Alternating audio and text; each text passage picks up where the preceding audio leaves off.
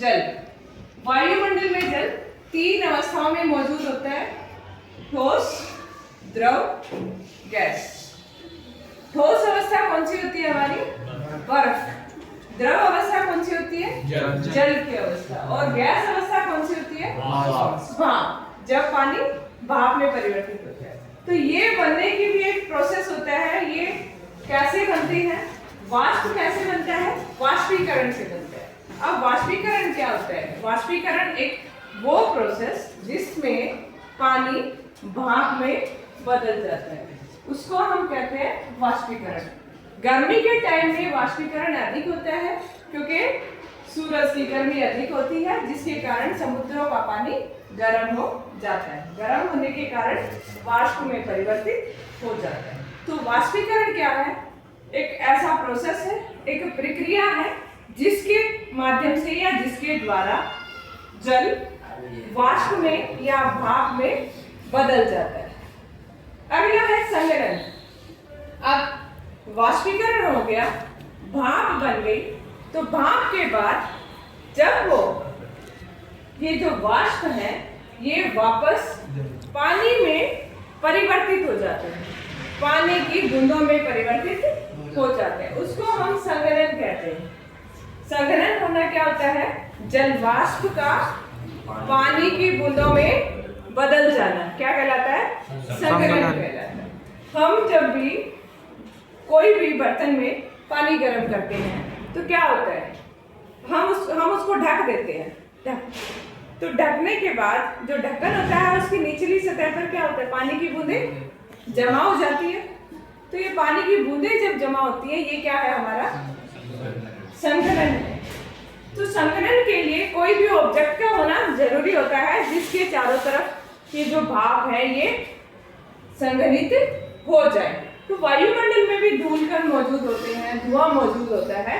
उन कणों के चारों तरफ ये भाप जो है ये संघनित हो जाती है, उनके चारों तरफ पानी की बूंदों के रूप में जो है लिपट जाती है, परिवर्तित हो जाती है।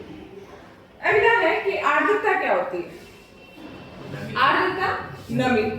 तो जो वायु में जो नमी पाई जाती है उसको हम क्या कहते हैं? आर्द्रता कहते हैं। मोटे तौर पर यही कहते हैं कि वायु में जो नमी विद्यमान होती है वो क्या कहलाती है? हमारी आर्द्रता कहलाती है। तो अगर हम डेफिनेशन लिखें तो क्या लिखेंगे कि हवा में या वायु में उपस्थित जलवाष्प की मात्रा को हम वायु की आर्द्रता कहते हैं। क्या कहते हैं? वायु में उपस्थित जलवाष्प की मात्रा को आर्द्रता, वायु की आर्द्रता कहा जाता है। अब ये होती है 2 टाइप की, निरपेक्ष आर्द्रता, सापेक्ष आर्द्रता। निरपेक्ष आर्द्रता क्या होता है?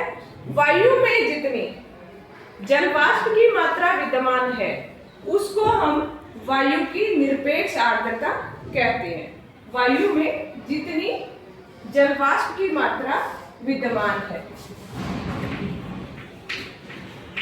निरपेक्ष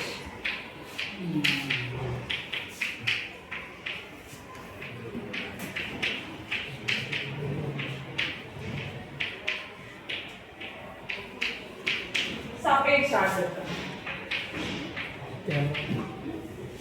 सापेक्ष आर्द्रता क्या होता है? इसको हम प्रतिशत में व्यक्त करते हैं, यानी वायु में किसी तापमान पर कितने जलवाष्प विद्यमान है और उसी तापमान पर कितने जलवाष्प वो वायु ग्रहण कर सकती है, उसका जो अनुपात होता है उसको हम सापेक्ष आर्द्रता कहते हैं। मान लिया 20 डिग्री टेम्परेचर है, तो उस 20 डिग्री टेम्परेचर पर हवा में कितनी आर्द्रता है और उसी 20 डिग्री टेम्परेचर पर कितनी आर्द्रता वो हवा होल्ड कर सकती है। मान लिया 10 ग्राम मान लेते हैं हम कि 20 डिग्री टेम्परेचर है, उस पर हवा में 10 ग्राम जो है आर्द्रता है, लेकिन उसी 20 डिग्री टेम्परेचर पर वो अगर 20 ग्राम आर्द्रता को होल्ड कर सकती है, तो ये जो अनुपात है उसको हम सापेक्ष आर्द्रता कहते हैं कि कितने आर्द्रता आर्द्रता विद्यमान है वायु में और कितनी आर्द्रता वो वायु होल्ड कर सकती है, उसका जो अनुपात होता है उसको हम सापेक्ष आर्द्रता कहते हैं और इसको हम प्रतिशत में व्यक्त करते हैं कि इतने प्रतिशत 20 डिग्री टेम्परेचर पर 10% जो है आर्द्रता है और वो 20 जो है परसेंट होल्ड कर सकती है। तो वो जो परसेंटेज है, वो जो अनुपात है, उसको हम सापेक्ष आर्द्रता कहते हैं। इसको हम इसमें प्रतिशत में व्यक्त करते हैं। आया समझ? Yes ma'am.